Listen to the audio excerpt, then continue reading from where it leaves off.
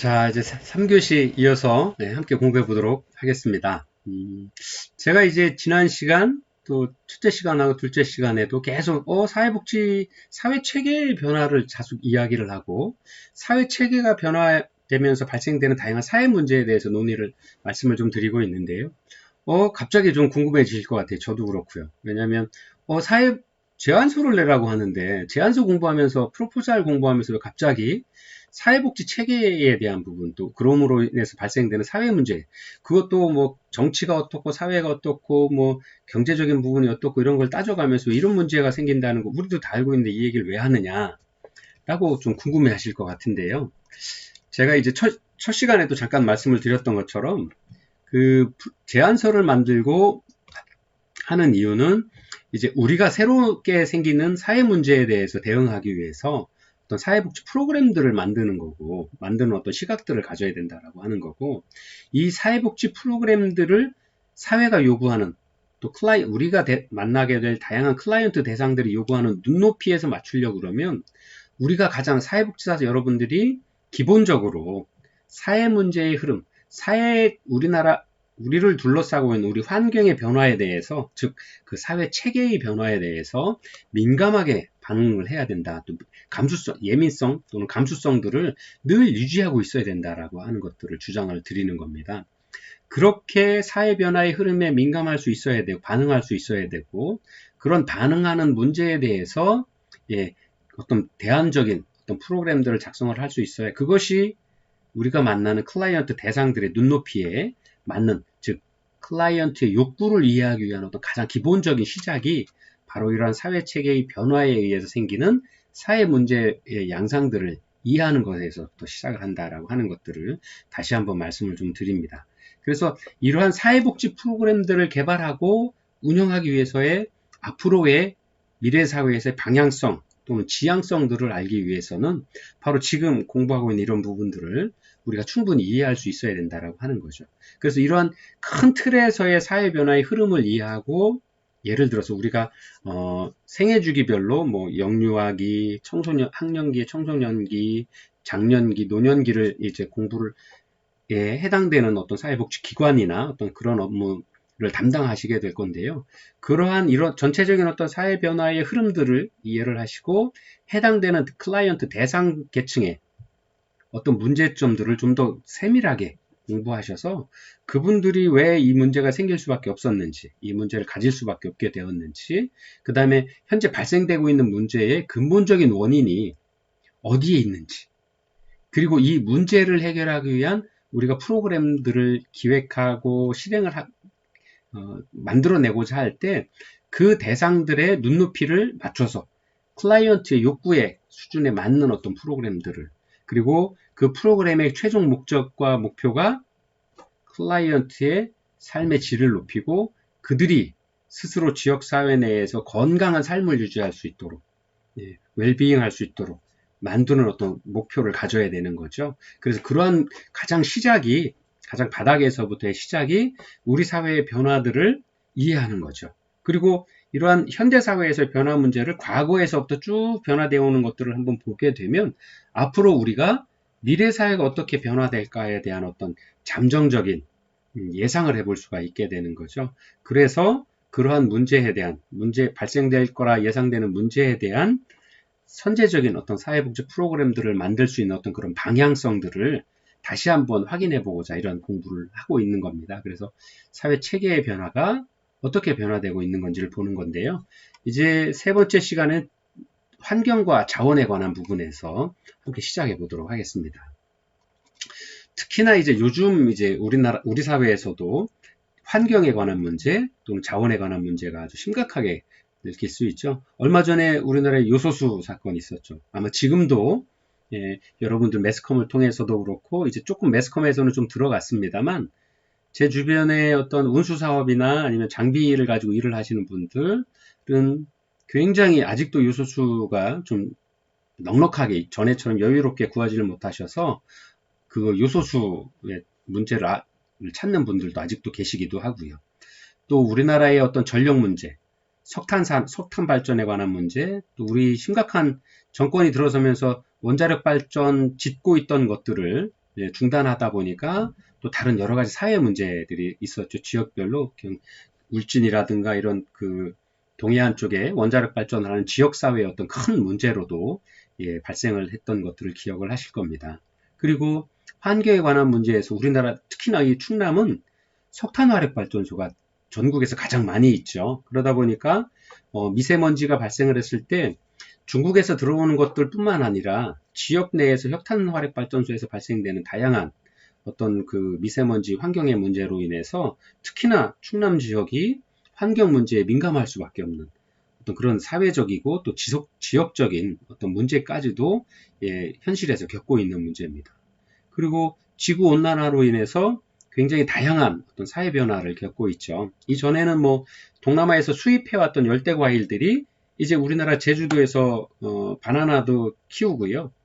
또 아래 남쪽 지방에서 뭐 레몬이라든가 그 외에 열대 과일, 다양한 열대 과일들이나 열대 채소들을 직접 재배를 하고 이제 수입됐던 어떤 그런 야채들을 이제 국내에서 재배해서 이제 식탁에 오르는 어떤 그런 어떤 시스템들을 체인들을 갖추고 있습니다. 그리고 이러한 급속한 환경 변화로 인해서 어쩔 수 없이 저희가 현재 생기고 있는 다양한 또 다른 어떤 질병들, 환경에 의해서 생기는 다양한 문제들, 뭐 이런 얘기까지 하면 여러분들 이해하실 수 모르겠습니다만 장애아의 출생률이 현저히 높아지고 있습니다. 네. 그리고 또 환경 문제 때문에 인해서 생긴 호흡기의 문제. 뭐 가장 심각하게 지금 받아들일 수 있는 게 바로 지금 저희가 겪고 있는 코로나 문제죠. 이전에 메르스 사태 있었고요. 또 사스 사태도 있었죠. 네. 그래서 이런 다양한 어떤 환경의 문제들이 지금은 이제 한 국가의 한 지역에 국한되는 것이 아니라 지구 전체가 함께 움직여 버릴 함께 피해를 볼 수밖에 없는 어떤 이런 문제들인 거죠.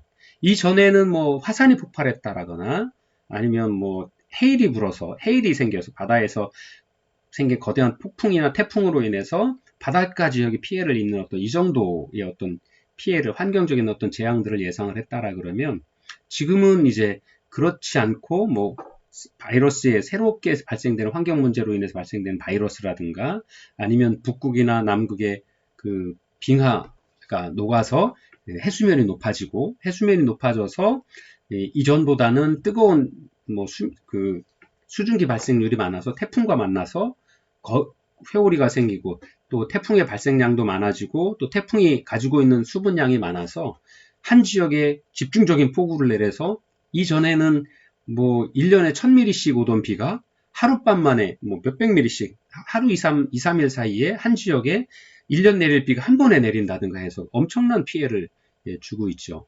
그리고 남태평양의 어떤 나라들은 이제 해수면이 높아져서 점점 딛고 사람이 살고 있는 IT라는 나라는 앞으로 한 10년 정도가 지나면 땅이 전체가 없어질 거라고 이야기를 하고 있죠. 그래서 국가의 어떤 그 존립 기반이 국토가 사라지는 어떤 그런 심각한 위기까지도 발생을 하고 있습니다. 정말 심각한 문제가 아닐 수 없죠. 그리고 우리가 실제 겪고 있는 희토류의 문제, 새로운 어떤 반도체라든가 어떤 새로운 신기술을 이용한 어떤 제품들을 만들려고 하면 희귀성 금속들이 필요하거나 그런 것들이 필요한데 그러한 어떤 자원이 고갈되는 문제. 그래서 실제로 중국이 미국 땅덩어리 큰 나라들이 엄청난 영향력을 발휘하고 있죠. 그래서 뭐 중국은 여러분들도 매스컴을 통해서 아시겠지만 희토류에 대한 수출을 통제하겠다. 라고까지 하고 있죠. 그리고 그러한 문제는 뭐 비단 이런 문제가 아니라 경제적인 문제에서도 좀 다뤄야 될 부분이지만 이웃나라 중국이 얼마 전까지 호주와의 어떤 경제적인 어떤 다툼으로 인해서 호주에서의 석탄을 수입하지 않았다라고 하죠. 그러다 보니까 지금 중국의 요즘 뉴스에 나오는 게 중국의 북부지방에는 추위가 좀 심한데 전기 발전을 할 수 없어서 난방의 문제들로 아주 심각한 문제를 겪고 있다는 것들을 매스컴을 통해서 보고 있습니다. 그러다 보니까 이러한 어떤 문제들이 앞으로는 이제 녹색 문명으로의 어떤 진입의 문제들도 가지고 있다. 그래서 앞으로 이러한 어떤 사회 환경의 문제, 또 자원의 문제들이 바로 우리 사회 문제로도 발생돼서 나올 거다라고 하는 거죠. 그래서 이러한 지구 온난화에 따른 기후 변화에 의해서 파괴되는 자연 환경 문제, 그리고 이런 것들은 생태환경 보호의 문제로 바로 드러날 것이다 라고 하는 거죠. 그 다음에 지진이나 수해, 가뭄 등 재해 발생이 증가해서 이 발생되는 어떤 재해에 적응하기 위한 어떤 문제들, 또 대응하는 문제들, 그 다음에 전 세계적으로 이제 어떤 재난이나 이런 문제들에 대해서 미리 대비하고 있어야 되고, 그러한 문제가 발생했을 때 또 이러한 복구에 관한 문제들, 이런 것들도 심각한 사회 문제로 떠오르고 있다라고 하는 거죠. 또 환경 호르몬이나 인한 암, 기형아 발생, 또 사람들의 어떤 신체적인 변화들이 서서히 진행되어 가고 있다라고 하는 거죠.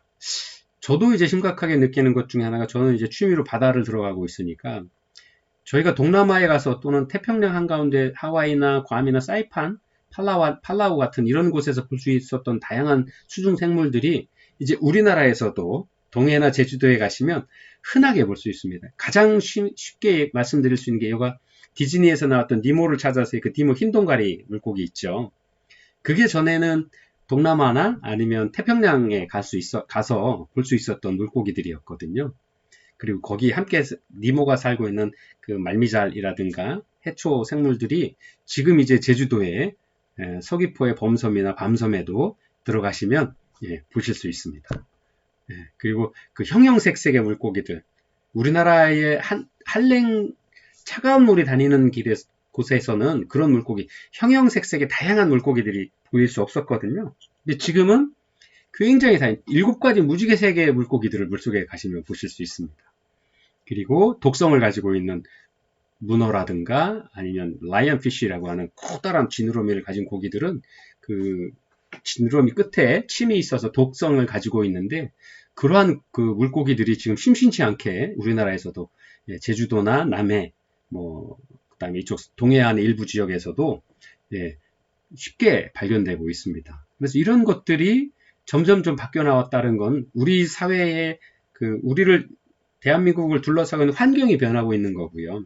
이전에 우리나라도 사계절이 분명했다라고 하지만 이제 사계절이 여름은 굉장히 뜨겁고 겨울은 굉장히 춥고 봄과 가을은 짧고 하는 어떤 조그만한 변화들이 시작이 되고 있다는 것들을 아마 피부로 느끼시고 계실 겁니다. 그래서 이러한 또 사회 적응의 문제, 지구 환경 적응에 관한 문제들도 다행히 굉장히 다양하게 발생을 하고 있고, 이러한 사회 문제의 변화에 따라서 우리 사회복지에 관한 어떤 관심이나 우리가 대상으로 하고 있는 클라이언트 집단의 어떤 욕구들이 다양하게 이전과는 다른 어떤 이러한 환경과 자원에 관한 문제에 있어서의 욕구도 발생하고 있다라는 것들을 이해하고 있으셔야 한다라고 생각을 합니다. 그리고 이런 것들에 따른 웰빙 욕구에 대한 증가가 생기고 많이 있죠. 그래서 사람들이 건강하게 지내야 된다라는 건강에 대한 어떤 욕구들이 아주 강하게 발생이 되고 있다라고 이렇게 이해를 할 수 있을 겁니다. 자, 우리나라에서에도 환경과 자원 분야에서 이제 우리나라에도 자연 환경들의 오염들이 굉장히 심각하죠. 그래서 옛날에 여러분들 저희 어렸을 때만 해도 어머니들이 하천에서 빨래를 하셨었고요. 또 그 빨래에서 집에 오면 길에 마당에 나무 세워놓고 줄 걸어서 그냥 마당에다 다 빨래를 넣으셨죠. 그래도 빨래에 먼지 조금 묻겠지만 빨래 색이 변한다거나 먼지가 묻어서 시커멓게 변하는 그런 일은 없었습니다. 지금은 여러분들 절대 이제 밖에다가 빨래 안 내놓으시죠. 환경 미세먼지도 묻으실 거고 먼지도 묻을 거고 그 문제에 다양한 어떤 위험성들이 포함되어 있는 것들이 있어서 다 집에서 말리거나 요즘엔 건조기로 집에서 다 하시게 되는 부분들이죠. 그만큼 우리가 살고 있는 환경의 변화가 급격하게 이루어졌다는 것들을 볼 수 있습니다. 그래서 이러한 것들이 이제 친환경적인 어떤 공간, 그리고 여러분들 요즘 이제 공기 파는 거 아시죠? 지리산 청정 공기, 나랑 함께 하실래요? 하면서 연예인분들이 이제 파시는 거 보셨을 겁니다. 이 캔에 공기를 담아서 공기를 팝니다. 그리고 그것보다도 더한 거는 이제 물을 사 먹잖아요. 전에 어렸을 때는 흐르는 하천에 목마르면 그냥 산 같은 데 가서 흐르는 맑은 물은 그냥 마셨었는데, 지금 지리산을 간다라 그래도 하천물 마시는 분 거의 없죠. 저도 생수 500ml짜리 사서 먹고 다닙니다. 그 정도로 바뀌었어요. 그만큼 우리를 둘러싸고 있는 환경에 대한 어떤 오염의 문제들을 우리가 피부로 느끼고 우리 삶의 방식도 많이 바뀌어왔다라는 것들을 알 수 있죠. 네. 그리고 지구 온난화에 따른 북극과 남극의 빙하가 녹아내려서 기상이변이 계속 속출하고 있죠. 네. 그리고 플라스틱 용기 등 화학제품 사용이 늘어서 우리가 알게 모르게 환경 호르몬을 섭취하는 거죠. 얼마 전에도 나왔죠. 미세한 물고기들이 잘게 부서진 환경 호르몬, 플라스틱 조각들, 뭐 이런 것들, 해양에 녹아 들어온, 해양에 분해돼서 들어온 또 다양한 미세 플라스틱을 먹고 또 이것들을 큰 고기가 먹고 이 큰 고기들을 사람이 섭취하면서 자연스럽게 식생활을 통해서 섭식생활을 통해서 우리가 환경 호르몬이나 미세 플라스틱들을 몸 안에 축적하는 어떤 이런 과정들을 다큐멘터리에서도 보고 뉴스에서도 많이 보시게 될 겁니다. 그리고 이런 것들이 지구적 차원에서도 이제 화학자원, 석유자원이 고갈됨에 따라서 대체 에너지 개발들을 많이 하고 있죠. 그래서 우리나라에서도 석탄화력발전소 줄인다. 그 다음에 심지어 이제 원자력 발전까지 또 줄인다. 그 다음에 그러면서 이제 친환경, 풍력이라든가 태양을 위한 태양 발전이라든가 이런 다양한 어떤 부분들에 대해서 개발을 적극적으로 추진해 나가고 있다라는 것들은 바로 이런 사회 체계의 변화에 따른 어떤 환경의 문제들의 변화에 적응하는 것들을 보여준다라고 할 수 있습니다. 그리고 이런 파괴된 자연 환경을 복구하기 위해서 산업 발전과 생태 환경 보호가 상호 대립하는 어떤 대립의 문제가 발생을 하고 있고요. 또 기후 이변으로 인해서 세계 곳곳에 지진, 수해, 가뭄 등 이런 자연재해 발생이 지속적으로 증가하고 있다라는 것들을 볼 수 있습니다. 자, 그리고 다섯 번째로 우리가 좀 민감하게 사회복지 현장에서 민감하게 좀 관심을 가지고 보아야 될 게 정치 분야입니다. 저는 이제 그 사회복지 현장에 계신 많은 분들에게 또 사회복지사 협회에 계신 분들에게도 우리가 궁극적으로 좀 정치에 어떤 관심을 좀 가져야 된다. 그리고 이 정치의 변화를 이루기 위한 사회복지사들의 어떤 단합된 아니면 사회복지 현장에서 근무하고 계신 많은 분들의 어떤 목소리가 좀 전달되어야 된다라고 주장하는 사람 중에 하나입니다. 우리가 이제 정치는 뭐 정치인들을 욕하고 정치 행태들을 뭐 좀 비난을 하고 있습니다만 실제로 현장에서 겪어보면 현장의 다양한 문제를 해결하고 그런 어떤 그 제도적 장치나 법적 장치를 만들기 위해서는 또 이 정치를 떨어뜨려 놓고는 이야기할 수 없게 되는 어떤 그런 묘한 괴리감들을 여러분들도 많이 느끼셨을 거라고 봅니다. 그래서 실제로 우리가 정치 행태를 욕하고 그 정치인들의 어떤 행위에 대해서 욕을 하는 것들은 좋지만 바로 이런 정치의 문제들을 좀 소홀히 해서는 안 되겠다라고 하는 겁니다. 그래서 이런 사회 체계의 변화에 있어서의 정치 부분에 있어서는 어떤 변화가 있는지를 우리가 좀 꼼꼼하게 보고 우리 사회복지사 선생님들이 어떻게 현명하게 이러한 사회 변화에 맞춰서 법과 제도적 장치들을 만들어가고 사회의 어떤 다양한 목소리들을 우리가 관심 대상인 클라이언트들의 다양한 욕구를 풀어가기 위한 어떤 제도적, 행정적, 법적인 어떤 장치들은 어떤 게 있는지에 대한 고민도 함께 해야 될 분야가 아닌가 이렇게 생각을 합니다. 첫 번째가 사회 체계의 변화는 이제 개별 사회에서 국제 사회로 변화가 이루어온 거죠. 전에는 이제 자국 내의 경제 문제로 먹고 사는 문제를 해결했다라고 단적으로 말씀드린다라 그러면 지금은 그럴 수가 없죠. 심각한 아까도 말씀드린 요소 수혜 문제. 전에는 저희 나라도 요소를 많이 생산을 했다라고 하네요. 석탄 화력 발전에서 석탄에서 뽑아내는 거여서 요소라는 게 그래서 비료에 들어가는 어떤 요소질 비료도 만들고 또 차에 들어가는 그런 것 다양한 것들을 생산을 했었는데 이제 그것이 우리 경제에서의 좀 차지하는 비중이 적다 보니까 외국에 보내서 외국의 원료를 수입을 해서 우리나라에서 그냥 물을 섞어서 요소수를 만들거나 아니면 그 비료를 만들거나 하는 어떤 그런 공정만 가지고 있지 실제 요소수를 만들기 위한 어떤 근본 요소를 만드는 것들은 채산성이 맞지 않으니까 다 외국에서 수입을 하는 과정들을 거치고 있었거든요. 그래서 그런 과정들이 다양하게 외국과의 또는 주변국과의 관계를 통해서 분리되어 있다라고 하는 거죠. 협업 관계를 맺고 있고 한데 만약에 그 협업이 깨지면 지금 같은 요소 수혜 문제가 생기는 거죠. 그리고 이러한 문제들은 앞으로 히토리의 문제, 뭐 다양한 문제에 있어서 어떤 경제적인 패권이라든가 정치적인 문제로 인해서 앞으로도 지속적으로 발생을 할 거다라는 것들을 미리 예상을 할 수가 있게 되는 거죠. 그래서 국제사회가 이제 다극화의 체제로 변화를 가고 있다. 혼자 살아가는 어떤 사회가 사회로서의 어떤 작은 문제들 해결할 수 있는 것들이 아니어서 함께 고민하고 함께 풀어가야 되는 문제들이 점점 더 많아지고 있다라는 거죠.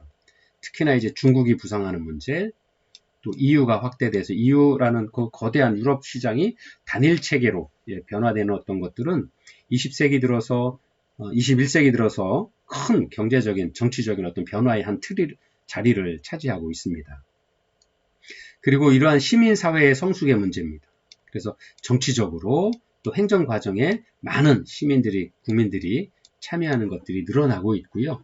또 그만큼 다양한 목소리들이 녹아지고 있기 때문에 이 다양한 목소리라고 하는 것들은 다양한 이익 집단들, 기업에 관한 부분, 뭐 사회적으로 또 뭐 정치적으로 다양한 또 하는 지역사회적으로 다양한 목소리들이 다양한 욕구들을 표출하고 있기 때문에 이 다양한 욕구들을 통합하고 타협하는 과정이 굉장히 지난하다. 그리고 비용적으로도 경제적으로도 굉장히 시간적으로도 많은 시간들을 에너지들을 소모할 수밖에 없게 되는 그러한 갈등 체제 복잡하고 다양한 갈등 체제로 전환되고 있다라는 것들을 알 수 있습니다. 그리고 우리나라 같은 경우에 특히나 북한 문제가 이제 국내에 아주 심각한 문제가 되고 있죠. 그래서 이제 이번 정권에서도 종전을 좀 탈피하는 종전선언을 하기 위한 어떤 여러 노력들을 하고 있습니다만 주변 어떤 다양한 나라의 이해관계 때문에 실제로는 당사자인 우리가 얘기하면 되는데도 그렇게 하지 못하고 다양한 주변 나라의 이해를 구하고 그들의 동의를 구하기 위한 노력들을 하고 있죠. 그래서 이러한 부분들이 어떤 정치적인 문제 또는 국제적인 문제에서의 해결돼야 될 부분들이기 때문에 그렇기도 하고요. 또 이러한 문제들 때문에 죄송합니다. 우리 내부의 문제도 있죠. 실제로 우리나라에 이제 북한에서 탈출을 하셔서 국내로 송환되신 분들이 약 3만 분이 전체 인구로 따지면 3만 5천 분 정도가 되고 있습니다. 그래서 이분들이 한국 내에 오셔서 또 체계가 다르고 삶의 방식들이 달랐기 때문에 다양한 욕구를 가지고 넘어오셨습니다만 변화되어 있는 공산주의 사회에서 자본주의 사회로의 적응은 정말 쉽지 않을 것 같아요. 그래서 저도 북한이탈 주민지원협의회의 충남도의 의원으로서 다양한 목소리도 내고 어떻게 하면 정책들을 반영해서 이분들을 좀 한국의 적응 문제를 좀 도와드릴 거냐에 대한 문제를 논의에 참여하고 있는데요. 이게 정말 쉽지 않은 문제 중에 하나입니다. 앞으로 우리의 어떤 사회 문제로 우리가 심각하게 복지의 어떤 한 분야로서도 고민해야 될 부분들이 아닌가 하고 생각을 합니다. 그리고 여러분들도 많은 관심을 좀 가져주셨으면 좋겠습니다. 그래서 이러한 다양한 어떤 정치적인 문제로 인해서 전쟁에 관한 문제, 또 핵 문제 등 이러한 문제들이 다국 간 다양한 이해 당사자들 간의 어떤 협력들이 필요하고 함께 협의하고 합의하는 어떤 이런 과정들이 좀 필요하다라는 것들이죠. 그리고 실제 이런 과정들이 실제로 뭐 이렇게 글로 쓰긴 좋지만 굉장히 지난하고 어려운 과정일 것이다. 그리고 이러한 것이 우리 국가 내의 어떤 정치적인 문제라든가 경제적인 문제에도 영향을 미쳐서 실제로 우리 사회 경제, 사회복지에 관한 어떤 문제에도 작지만 영향들을 미쳐나가고 있다라는 거죠. 그리고 또 빈곤에 관한 문제, 또 에이즈 등 저개발 국가의 공조 문제. 지금 이제 코로나가 이제 남아공에서 뭐 델타 바이러스에서 오미크론 바이러스까지도 또 새롭게 발견이 되어서 이 문제 때문에 또 전 세계 경제 시장이 또 출렁대고 있죠. 우리나라도 지금 코스피가 뭐 3,000선, 2,900선 이하로까지도 떨어지고 있고요. 앞으로의 경제가 뭐 경제 전망이 불투명하다라고 이야기까지 나오고 있죠.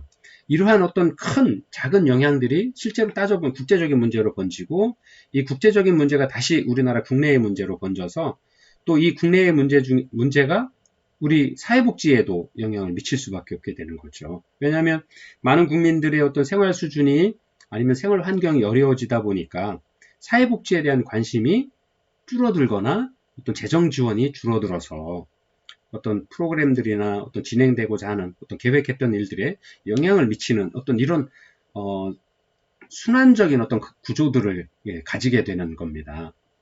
그래서 이런 문제들이 발생을 하고 있고요. 또 북한 문제나 우리 국내의 문제를 보면 통일되는 경우에도 우리의 통일 비용들 엄청난 예상이 되고 있죠. 그 다음에 또 인구가 증가되게 되면서 북한과 남한과의 삶의 질의 차이 때문에 북한 주민들을 좀 어떻게 행복하게 사회복지 체계에 함께 적응이 될 수 있도록 할 수 있는지, 또 거기에 들어가는 비용들은 어떻게 돼야 될지, 그리고 잠깐 말씀드렸던 북한에서 넘어오신 북한 이탈 주민분들은 어떻게 한국 사회에 적응을 좀 건강하게 적응할 수 있도록 도와드릴 수 있는 문제인지. 실제로 우리가 매스컴을 통해서 보면 이만갑 이제 만나러 갑니다 라든가 아니면 그동안에 어떤 매스컴을 통해서 보여주었던 다양한 어떤 그 북한에서 성공 사례적으로 우리 사회에 적응하신 많은 분들은 정말 건강하게 잘 사시는 분들도 많이 계시죠. 근데 거기에 보여지는 분들은 전체 북한에서 넘어오신 분들의 10%가 되지 않아요. 실제로 우리 천안만 해도요, 충남에 약 한 1,800여 분이 북한 이탈 주민이 계시고요. 이 중에서 직장 생활을 하시면서 국민기초생활 보장을 받지 않으시는 분들은 약 한 15%, 20%가 채 되지 않으세요. 나머지 80%는 뭐 연령도 있고 뭐 삶에 따라서 다르겠습니다만 아직은 좀 많은 어려움들을 겪고 계시고요. 그 다음에 직장을 잡는데도 어려움을 겪고 계시고 또 서로 직장을 가지신다 해도 현재 우리 사회의 문제인 뭐 기간제 아니면 단기간 또 계약제 그 다음에 아니면 저임금의 생산직 근로자 분들로 대다수를 차지하고 계시고요. 그 다음에 실제로 뭐 이제 공공임대주택이라든가 이런 곳에 삶을 이런 곳에서 생활을 하고 계시기 때문에 그분들이 가지고 계신 다양한 욕구들이 많이 채워지기는 좀 부족한 현실이다라고 하는 거죠. 그래서 그러한 부분들에 대한 어떤 접근들, 그분들의 어떤 삶의 질을 개선하기 위한 방법들로서 제한되는 다양한 어떤 정책들을 시행을 하고 있는데요. 그런 부분들에 대한 어떤 관심도 좀 더 늘어나야 되겠죠. 그래서 이런 문제들이 지속적으로 정치적인 어떤 분야에서도 생기고 있다라고 하는 거죠. 우리나라의 정치 분야에서는 이제 1960년대에서 80년대 말까지는 군사 독재 정치였죠. 이어지는 군사 정권이었거나 아니면 군부 독재에서 다시 또 이제 쿠데타로 인해서 정권을 잡게 되는 전두환 정권, 그 다음 이어진 노태우 정권까지도 실제적으로는 어떤 군사 정권의 연장선으로 보는 경우들이 많이 있습니다. 그래서 그때까지 했고요. 그때까지 1990년 초반까지도 여러 가지 어려움들을 겪었고요. 그 후에 민주 정권들이 들어서면서 지금의 어떤 보다 발전적인 어떤 자세 형태들을 갖추게 되어 왔습니다. 그리고 이러한 어떤 정치적인 문제에 있어서의 대외적인 문제들, 미국과 소련의 냉전 체제의 해제 문제, 또 그 이후에 미국이 국제사회에서 가지고 있는 어떤 역량들, 단일 패권 체제들이 지속적으로 좀 이어져 오고 있고, 지금은 이제 미국과 중국 간의 어떤 힘겨루기 양상들이 심각하게 벌어지고 있죠. 그래서 이런 것들로 인해서 생기는 다양한 여파들이 우리나라의 어떤 환경 문제에도 복지체계, 사회체계의 문제에 있어서도 영향을 미치고 있다라는 것들은 주지하는 사실이다라고 말씀드릴 수 있습니다. 그리고 우리나라에서의 이제 북한 핵개발에 단호하게 대처하고 있죠. 왜냐하면 그것은 이제 함께 만약에 어떤 불상사가 생기면 함께 어떤 어려운 길로 가자는 것밖에 되지 않으니까 어떻게 하면 함께 협력해서 그런 것들 안전하고 평화로운 통일 체제의 모습을 구축을 해나가기 위한 노력들을 좀 하고 있고요. 그렇지만 아직도 남북한 간의 긴장은 계속 유지되고 있는 그런 상황들에 있습니다. 그리고 우리 지역만을 해도 이제 심각하게 어떤 종교의 문제, 그 다음에 사회적인 어떤 갈등의 문제, 이런 것들이 지속적으로 발생을 하고 있죠. 그래서 이런 문제들이 앞으로 정치적인 문제들인데요. 이런 것들을 좀 풀어가기 위한 현명한 어떤 해안들이 국민사회에서 함께 모여져야 될 거고, 이렇게 안정된 사회가 지속될 수 있으면 우리가 좀 더 사회복지에 대한 어떤 관심들도 늘어나게 될 거고요. 그렇게 됨으로 인해서 우리가 좀 더 복지국가로 좀 더 빨리 갈 수 있는 어떤 부분들이 생길 것이다 라고 말씀드릴 수 있을 겁니다. 자, 우리나라의 남북 통일 여건이 좀 성숙돼서 남북 통일이 된다라 그러면 북한에 있는 어떤 낙후 시설들도 보수하고 또 북한 주민의 생활 여건을 개선하기 위한 어떤 천문적인 예산을 투입하더라도 어떤 그런 부분의 어떤 변화 요인들이 앞으로 생길 수 있다라는 거고요. 그 다음에 실제 한국에 들어오신 어떤 탈북민들, 북한 이탈 주민분들을 위한 어떤 다양한 정책들, 그리고 조선족이라든가 중국 쪽에서 넘어온 조선족, 또 러시아 쪽에서 넘어온 조선족뿐만 아니라 고려인족들, 실제로 이제 일제시대 때 우리 동포이셨으나 강제로 사할린으로 또 사할린을 내서 서구 동토의 땅으로 강제 이주되신 분들이 많이 계시죠. 여러분들 기억하실 겁니다. 얼마 전에 독립투사하셨던 홍범도 장군이 외국에 어떤 묘를 쓰고 계셨다가 기어이 저희가 찾아서 국내로 모셔와서 국내 국립묘지 안장을 했다라는 것들을 매스컴을 통해서 보았는데요.